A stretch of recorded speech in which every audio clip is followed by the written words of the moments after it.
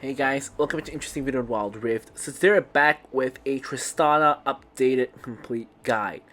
So, of course, I've always said Tristana is one of the top ADCs. I always put her pretty high on my tier list, and she's my most played champion this season. I haven't actually made a video on her yet, so here it is now. But of course, before we really jump into that, of course, don't forget to check out her basic guide that I'll put up in the cards above for her skills, leveling order tips and tricks, as well as a couple of her combos. But without further ado, let's jump straight into it. So, it's pretty straightforward. Basically, you just don't build IE, and this is the old Tristana build that you used to go for before the ruined IE.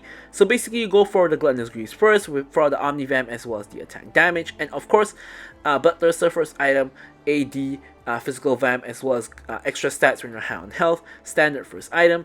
Now we have Navori for not just the ability haste and attack damage, but also for the passive, where when you attack, you will lower the cooldown of your abilities. And for Tristana, this is important for all three of her abilities. Of course, your bomb is a major source of damage, so getting the cooldown back faster is really good.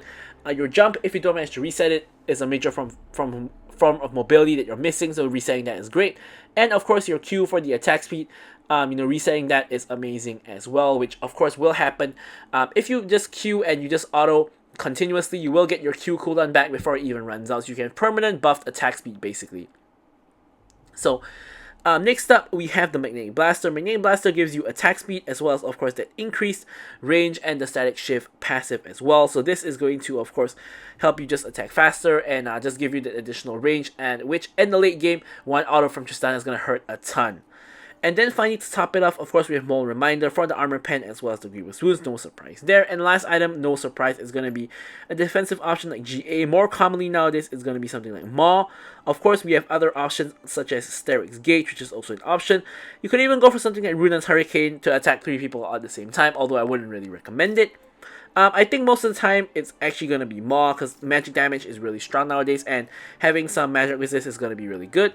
For the runes, lethal tempo for the attack speed is really good. Of course, you already have attack speed from your Q with the help of Navori as well as the Magnetic Blaster, but honestly, it's just better than going for something like Conqueror or PTA, so I like to go for lethal tempo itself. And then we have Brutal because you auto attack quite a bit. Giant Slayer, of course, because it helps you shred tanks down, and Alacrity for attack speed. You could go for Omnivamp if you want to, but I already have Omnivamp on my boots, as well as my first item has physical vamp, so I don't really think I need it.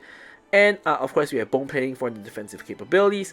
And for the spells, I like to go for Flash together with Exhaust. And Exhaust, of course, really good for Tristana because she likes to jump in for those 1v1s, and it's going to help you win those out and get more kills. But with all that said, let's talk about our gameplay. Okay, so let's take a look at the gameplay now. Of course, as usual, don't forget to like, comment, and subscribe. Any questions, queries, or remarks, feel free to leave them in the comments below. And of course, I will be sure to address them or drop a like. Okay, so let's get straight into it. Now, Tristana works with pretty much any support. Now, she works well with enchanters like, your Lulus and Yumis of the world, because in the mid to late game especially, having someone to protect and sustain her, heal and shield, really good. However, for the early game purposes, as you guys can see here, having an engager is really good because it allows you to get off damage onto your opponents easily, and also, of course, more importantly, it helps you to get kills on them and snowball the game. So my personal preference for Tristana is playing with engagers. However, she is also really good with enchanters. So overall, what I'm saying is that she's not very support reliant in general. She just likes to have both. I like to have engagers because I like to go in early, I like to get kills early, and I like to snowball the lane and the game, which is of course going to cover Tristana's power spike, power trough. It's going to cover Tristana's power trough in the mid game, because if Tristana is even or behind in the mid game, she has like that period of the game where you basically don't really do very much damage, like when you're like around 2 its and the enemy ADC around 2 items, that kind of deal, and you have to hit kind of 3 items where you really start to put in some work. So here, Tristana goes in, Maokai goes in, I'm going in onto the Varus, who has barrier. He takes a bunch of damage, flashes way too late and dies. I'm gonna jump myself onto the head of the Blitzcrank and just auto him to death basically. Resetting the minion aggro here. We pick up a quick double. Maokai does get traded for it, but of course that's a good trade, 2-for-1 trade, and I get both the kills. We also get the loot for a little bit of free health. you know, just to help out my teammates more so than myself, since I'm actually already backing. 2 kills gives me enough gold not just to complete boots, but also get myself a long sword. So really huge early game lead already against the Varus and the Blitzcrank. And pretty much the issue with Tristana, or rather not issue, but the good thing about playing as Tristana is when you start getting those early kills, you can see here, you can basically just go in on repeat. So now we're going in onto the Blitzcrank. He has to run for the hills. We get the jump reset. We're now going in onto the Varus instead. We're just auto-attacking down the Varus, and we literally just run down the Varus, just stacking our lethal tempo on the Blitzcrank and then changing targets to the Varus. Now we did almost die just then, but we do have the boots to sustain ourselves back up to a relatively healthy state. Master Yi is of course dead on the opposite side of the map, so he's not going to be coming to kill us. So another quick kill there, another quick back to restore our health, and a Vamp Scepter completion for even more healing, as we are of course attacking and doing damage at the same time. And you know, it's just amazing. So yeah, this is how an ideal Tristana game goes. You get a couple early game kills, and you get more kills, and you get more kills, and you get more kills, and yeah. Tristana is one of those champions that can snowball completely out of control in lane. And honestly, I feel like Tristana is kind of like a little bit of a better version of Draven, in the sense that when you snowball in the game, you are able to pretty much just snowball the entire game and just crush your enemies. Draven's really similar, but I find that one of the key differences between Tristana and Draven is the fact that Tristana scales very well into late game, is a hyper carry, and number 2, she has mobility on her jump, which can even cancel some CC.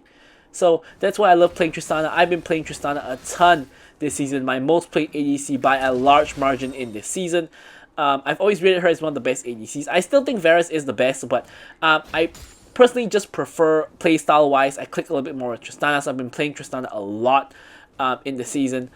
And yeah, so here Blitzcrank whiffs the hook.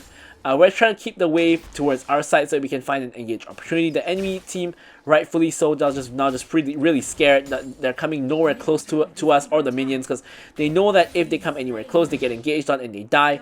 Varus actually has both sums, so it's really hard to kill him right now. He also has his ult, so it's a little bit dangerous for us to really go in on him. But you know, we'll have to see if we can find an opportunity. We're full health, full mana, full everything, ready to rock and roll. Varus steps up a little bit. Blitzcrank hooks in the Maokai. I'm not sure if you want to do that. Maokai goes in onto the Varus. I'm getting the bomb onto the Varus. Maokai unfortunately dies as he gets rooted under the tower. Now I'm 1v1ing the Blitzcrank, getting off a lot of damage. I dodged the Blitzcrank hook, but unfortunately we can't really go in onto Varus and Blitzcrank under the tower. Now honestly, I feel like there's a world where I just dive the Varus here, but the Blitzcrank is there to protect him, so that's not very likely to happen. Now Caitlyn comes up here basically just to steal my minions, and yes, I do have a Caitlyn mid with Barret. Takes the Hex loot kit as well. Really nice. Thank you very much for that one, Caitlyn. Yeah, so not too much for me to do here, but I don't really need to reset, so I'm just hanging around over here. I'm waiting to just push in the next wave here. Maybe we can go push in the wave, get parity, and then go for dragon. So I'm using the bomb on the wave. Now you normally don't want to use the bomb on the wave because you're going to waste the bomb. But here I have enough for the Bloodthirster, so I'm actually pinging my team off. I want to reset to get Bloodthirster because that wave gave me just enough for the Bloodthirster, as you guys saw here. But you don't normally want to use the bomb on the wave unless you need to clear the wave in a big hurry.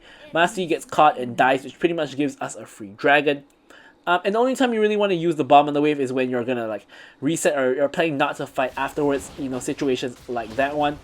So yeah, so here we're just gonna grab the dragon real quick. I know Blitzcrank's likely to be there, so I actually put the ward down now. He actually hooks Maokai over, which allows Maokai to engage on him for free. I'm now just free firing onto the Blitzcrank once again. We choose not to participate in the dive. Varus gets rooted under tower, but we're not going to dive him. You know, we don't really have to take that risk, although I think the risk is pretty low. If Maokai had cooldowns, probably we could dive, but Maokai already used the cooldowns onto the Blitzcrank. Maokai gets the cooldowns back, goes onto the Varus. Varus does get the ult off on me, but we're still able to finish off the kill on him. Maokai survives by the skin of their teeth, and now we can start going for the tower. So here we get a solo tower plate, and we're going to put the bomb on the tower for even more. Getting another tower plate, destroying the minion wave at the same time. Next minion wave is coming in. We get the third tower plate here, and we don't want to greed for too much more, so we're going to just call it a day and back off right here. Could have got another one if we wanted to, but that's going to ruin our tempo, and it's really important to maintain good tempo here. Unfortunately, we get the growth instead of the shrinking, because shrinking will allow us to walk to lane faster, and the growth gives us extra damage, but no need for extra damage when we're walking to lane. So unfortunately we don't get the one we wanted. Now we saw Blitzcrank on Vision rotating mid, so I'm pinging danger at mid. Means Varus is alone, means Varus is pretty much gonna die.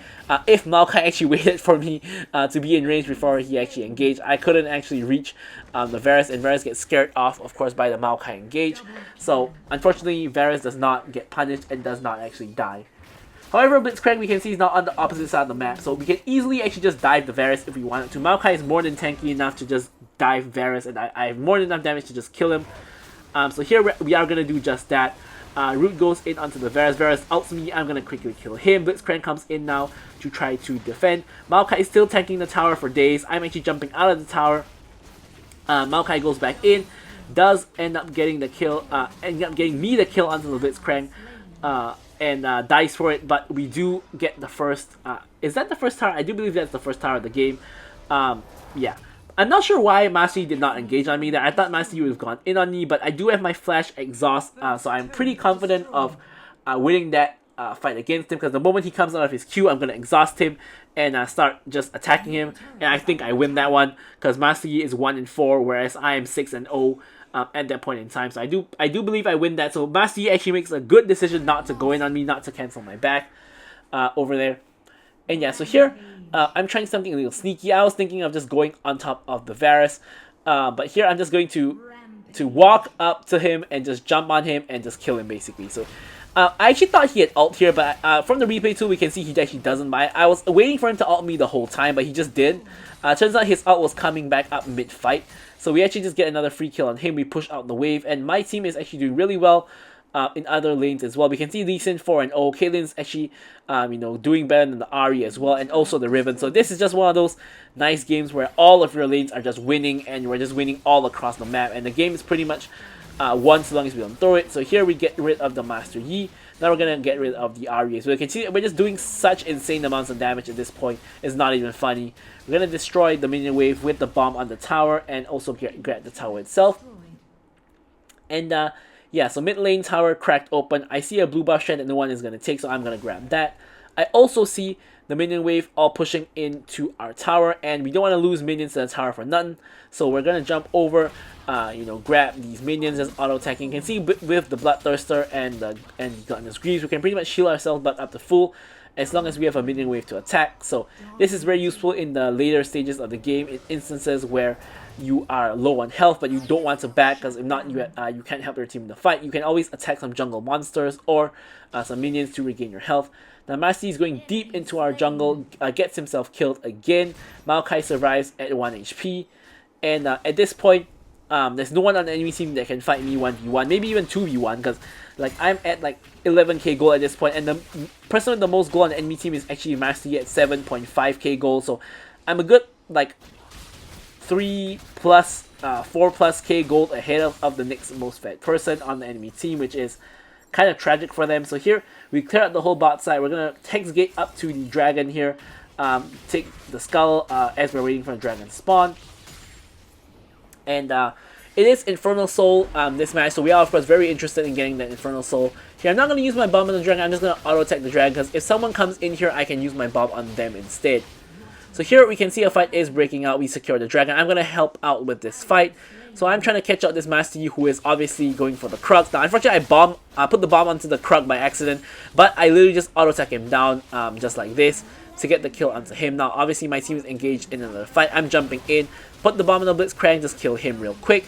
Maokai engage goes in onto the Ahri, and we kill her. Now we jump in, kill Varus as well. Now we're stuck in a really awkward position because we got a Quadra and now we're stuck in the enemy base. So here I make a mistake by tanking like 3 full tower shots and putting myself at such low health. I'm trying to lifesteal off the minions, but I get hit by the E flash from Camille. I try to ult her away, but Camille kills me and Maokai right before I die. Now here honestly, I think I just panicked and just tried to get out. Now I should have done either one of two things. Number one, I could have tried to recall there, but obviously I would be stopped by the Camille. However, in this instance, I have ult, flash, and exhaust. So I actually believe I can 1v1 the Camille in that tight space, even though Camille herself does of course have flash, ignite, as well as I believe her ulti. I still believe that I could have 1v1 her just based on how fed I am, and I actually think I could have gotten a penta inside the enemy base if I actually played it correctly. But I played it super duper wrong. I tanked 3 tower shots for no reason, and I just straight up died, which is obviously not a good look. And yeah, that was my mistake. And we're about to see another mistake, so now I'm 13-1, just gave a shutdown to Camille. I still have more of a shutdown. Blitzcrank gets caught out, so does Master Yi, but here Master Yi does a lot of damage to me while I'm attacking the Blitzcrank, and because of that he's eventually able to finish me off. Now my team is winning the rest of the fight, because as I said, my team is very fed as well, but as the fed ADC on the team, I shouldn't be giving my life away this easily, and I shouldn't be dying to Master Yi like that and giving him kills, because he's going to be able to try to catch up. And that's of course not what we want. So here Camille tries to go in onto our Caitlyn. Doesn't quite work out because Maokai is there to help. In the meanwhile, my other 2 teammates are actually doing Baron, and they are going to be able to get it really soon. As you guys can see here, they are finishing it off. And right as we respawn, they do actually end up securing the Baron itself. So now we kind of need to stop trolling and stop mucking about. We want to, of course, value our life and not just die randomly. So here we are going to pick up the red buff here, and yeah, just continuing to farm. We are really close to getting the Mole Reminder here. Of course, we don't necessarily want to backfight right now because we're going to follow the TX now. We're pushing, the TX is pushing down mid, but that's not really where we want to be because we already have the mid lane inhibitor. The inhibitor did respawn, but you know, we want to take down the towers on maybe the bot lane, for example, with the help of the TX. Now here the TX is pretty much just frontlining for us. I'm trying to just attack whoever I can. Lee Sin gets the kill onto Master Yi, so one less problem for us to worry about. And here I'm just using max range to hit whoever I can, because if I'm able to hit someone at max range, they definitely can't hit me, because at this point I have enough attack range that they can't really attack me anymore. So here I'm trying to get rid of this Camille, but she survives on 1 HP I believe. Yep, she does survive on 1 HP on the Nexus. Blitzcrank tries to get the hook in. I actually try to buffer the jump in case it actually hits, but it doesn't actually hit. And yeah, I really don't think there's too much of a point of doing this. I think we should be pushing on the lanes. But you never know, in solo queue, enemies can make a mistake. Blitzcrank hook goes to Narnia as well. I'm free firing onto all of them. I get the kill onto the Camille. Varus gets the root on me actually, but I QSS like, you know, 1 full second too late, because I actually thought the root wasn't on me. I checked the QSS before I get hit by the root, but I didn't notice that the root actually hit me beforehand, which is kind of funny. But anyways, I'm just live streaming off on the minions here, as you guys can see. And we're now just going to end the game right here. So, I'm going to leave you guys with the stats as usual. Thank you guys so much for watching the video, and goodbye.